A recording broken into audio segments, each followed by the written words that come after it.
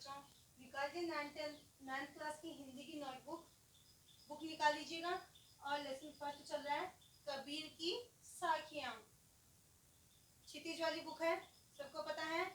तो इसमें हमने कवि परिचय कंप्लीट कर लिया है। कबीरदास जी कौन थे, कहाँ इनका जन्म हुआ, इनके पिता कौन थे, ये क्या कार्य, इन्होंने क्या क्या कार्य किए, कौन कौन से काव्य की रचना की, इनके बारे में हमने जानकारी ले ली है। आज इसकी पढ़ते हैं हम साखियां। मैंने आपको ये भी बता दिया है कि पद्य लिखने के बाद में जब इसकी व्याख्या करोगे तो किस प्रकार से आपको व्याख्या करनी है, कल मैंने आपको अच्छे से समझा दिया है। तो आज स्टार्ट करते हैं इनकी साखियां।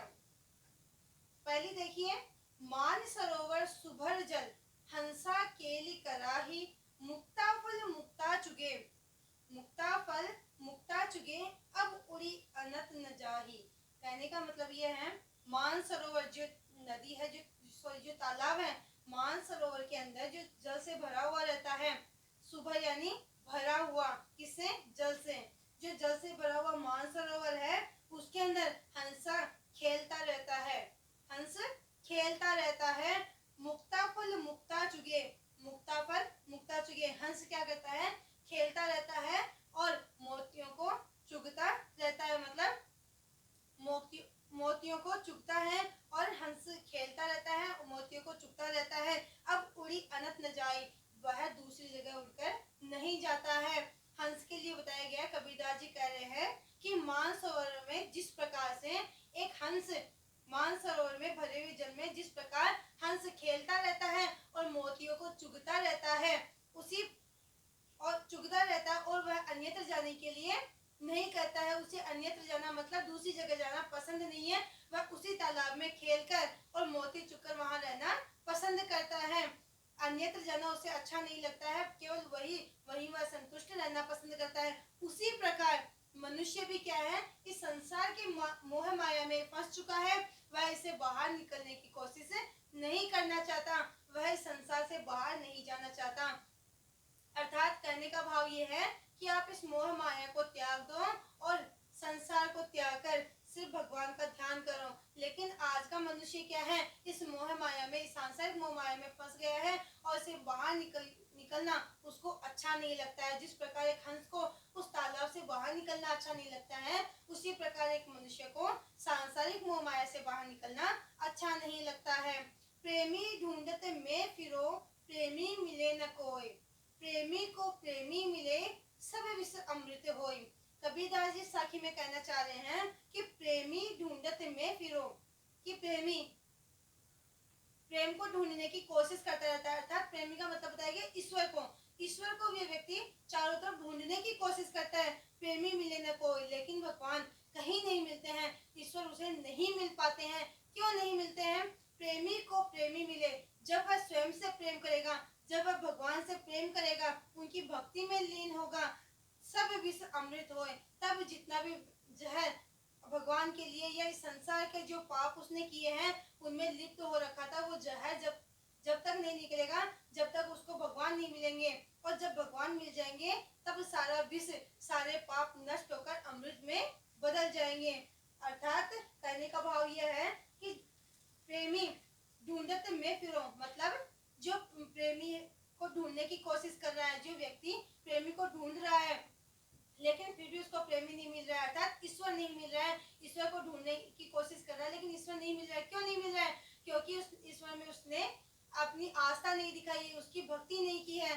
जब तक वह भगवान की भक्ति नहीं करेगा, इस मोह माया को नहीं त्यागेगा, इस पाप को नहीं त्यागेगा, तब तक वह भगवान को प्राप्त नहीं हो सकता, भगवान को वह नहीं ढूंढ सकता।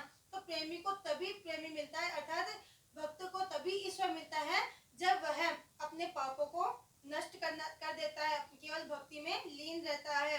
तभी उसके जितने भी पाप है, जितने भी उसने पाप किए हैं, जितने भी उसने कुकर्म किए हैं, उन सब का फल किस में बदल जाएगा? अमृत में बदल जाएगा। जब उसको ईश्वर मिल जाएंगे, जहर किस में बदल जाएगा? अमृत में बदल जाएगा। समझ में आ गया सबको?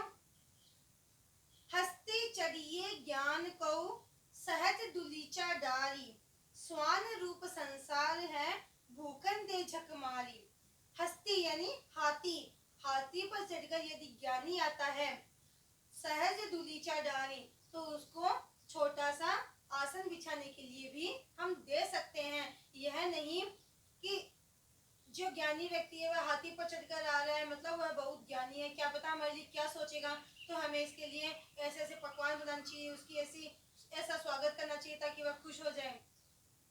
ऐसा आज के ज़माने में हम देखेंगे तो हर व्यक्ति यही चाहता है कि मैं उसके सामने अधिक ऊंचा बनूं, अर्थात वो दिखावा ज़्यादा करता है। तो हमें दिखावा नहीं करना है, हमें क्या करना है, उसको छोटे से आसन पे जितनी हमारी पाए है, अर्थात जितना हम कर सकते हैं उससे ज़्यादा हमें नहीं करना चाहिए।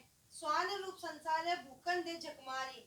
स्वान जिस प्रकार कुत्ता रूप संसार है, जिस प्रकार कुत्ता हाथी के बाजार में आ जाने पर भौंकने लगता है, भूखन दे मतलब भौंकने लगता है, झक मारी अपना समय बर्बाद करता है। हाथी का तो वह कुछ नहीं बिगाड़ सकता, जब हाथी बाजार में आ जाता है तब कुत्ते भौंकने लग जाते हैं, लेकिन उसमें क्या होता है, उसका समय बर्बाद होता है।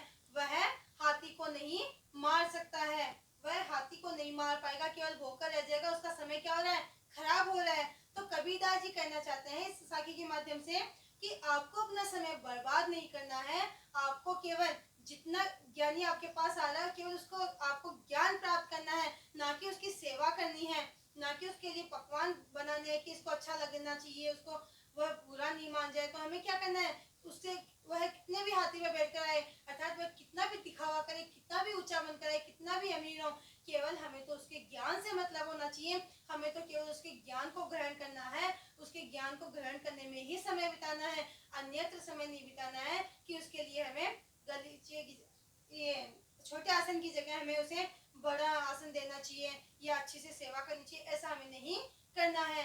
हमें तो केवल उस ज्ञानी व्यक्ति का ज्ञान ग्रहण करना है, उसी में समय व्यतीत करना है, अन्यत्र में समय व्यतीत नहीं करना है। ठीक है, इस प्रकार से आपको समझ में आ गया। और मैंने आपको कल बताया भी था कि आपको क्या करना है इनके अंदर, जब सप्रसंग करना चाहो तो सप्रसंग, और संदर्भ और प्रसंग करना चाहो तो उस हिसाब से आपको करना है। व्याख्या मैंने आपको अच्छे से समझाई है, समझ में आ गई होगी। अपनी नोटबुक में इसके शब्दार्थ भी साथ साथ लिखते जाना,